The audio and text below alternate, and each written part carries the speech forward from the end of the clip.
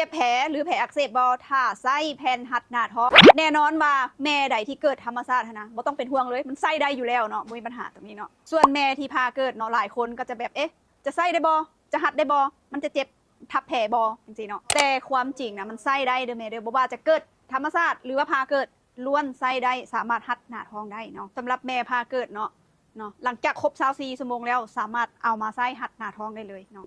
มันจะช่วยพยุงนะกล้ามเนื้อหน้าท้องนะได้ดีเลยเฮ็ดให้แผลนะเจ็บน้อยลงได้ด้วยช่วยลดความตึงของผิวยังช่วยให้แม่นะลุกย่างหรือว่าเคลื่อนที่นะไปมาได้สะดวกและที่สำคัญมันยังช่วยกระชับหน้าท้องได้ไวช่วยให้มดลูกนะเข้าอูได้ไวอีกเนาะแต่ว่าในการหัดแม่ก็ควรหัดให้มันพอดีบ่ควรให้มันเข่งหลายจนเกินไปเนาะแผ่นหัดหน้าท้องนะก็มีหลายแบบเนาะมีแบบถึกแบบแพงแบบทั่วไปสิเนาะแม่ควรจะเลือกตัวที่มันพอดีมันแบบทนใช้งานได้เนาะซึ่งมายูฮันเฮาก็มี2รุ่นนี้เนาะ